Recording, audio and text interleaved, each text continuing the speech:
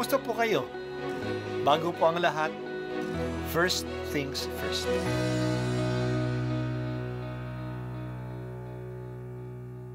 Good morning po. Sinisimulan po natin ngayon ang first things first. At dito po, tinatalakay natin sa unang bahagi ng umaga natin ay ang first readings na binabasa po sa banal na misa. Ito pong tinatalakay natin kasi madalas po marami na tayong alam tungkol sa gospel readings. Pero konti po ang nagsasalita sa first readings. Pero ang first readings, bahagi din po yan ng Biblia, ng banal na kasulatan. Kaya susubaybayan po natin ang mga first readings, basahin po natin at kuminsan kailangan ng basahin ng 2 o 3 beses bago maintindihan kasi hindi po tayo familiar sa mga istorya at sa mga kaisipan na tinatalakay dito. Ang pagbasa mula sa aklat ng Henesis. Pagkakain ni Adan sa bunga ng puno, tinawag siya ng Panginoon at tinanong, "Saan ka naroon?" "Natakot po ako nang marinig ko kayong nasa hardin. Nagtago po ako sapagkat ako'y hubad," tugon ng lalaki. "Sinong may sabi sa iyong hubad ka?" tanong ng Diyos. "Bakit? Kumain ka ba ng bungang ipinagbabawal ko?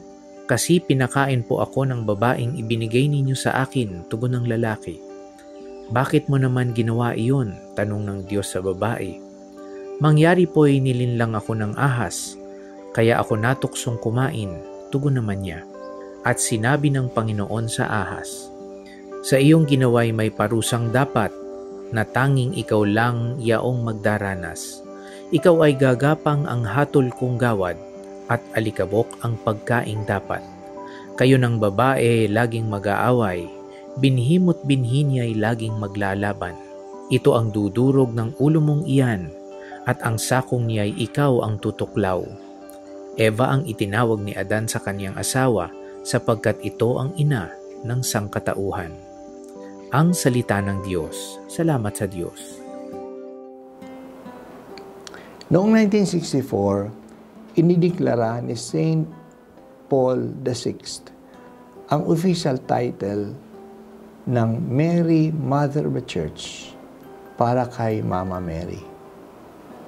Noong 2018 naman, inilagay ni Papa Francisco ang paggunita kay Mary Mother of the Church sa Lunes pagkatapos ng kapistahan ng Pentecostes. Pagkatapos ang paakyat ni Jesus sa langit, ang maliit na Christian community nagkatipon sa Jerusalem. Nagdarasal. Sama-sama ang mga apostol. Kasama nila si Maria at ang iba pang mga kamag-anak ni Jesus. Maaari na doong bumaba ang Espiritu Santo sa araw ng Pentecostes, kasama ng mga apostol si Maria, na binabaan din ng Espiritu Santo. Nandoon si Maria sa simula ng buhay ni Jesus dito sa lupa. Nandoon si Maria sa simula ng simbahan, ang katawan ni Kristo. Nandoon si Maria sa pagsilang kay Jesus.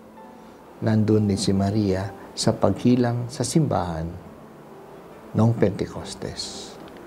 Si Maria ay ang ina ng simbahan kasi siya ay ina ni Jesus. Tulad ng mabuting ina, inalagaan ni Maria ang sanggol na si Jesus. Ganun din ang simbahan na nagsisimula pa lang ay inalagaan din ni Maria. Naging bahagi siya ng buhay ng simbahan.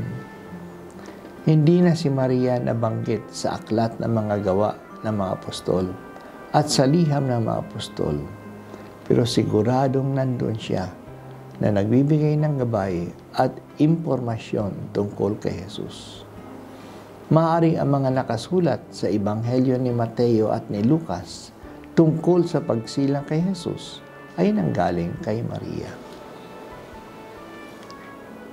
Pero naranasan natin si Maria na ina ng simbahan hindi lang sa mga unang taon ng simbahan. Hanggang ngayon, patuloy ang kanyang pagiging ina sa pagkalinga niya sa atin at sa buong simbahan. Pinapakita niya ito sa mga apparitions na madalas ginagawa niya upang i-assure tayo ng kanyang presensya at upang ipaalalahanan tayo ng dapat nating gawin upang matamo ang kaligtasan. Tulad ng nangyari sa kasalan sa Kana, patuloy na inaalam ni Maria ang ating kalagayan at patuloy niya tayong ipinapakiusap kay Jesus. Talagang siya ay tunay na ina. Maria, nananalig kami sa iyong malasakit sa amin. Ipinagkatiwala kami ni Jesus sa iyo.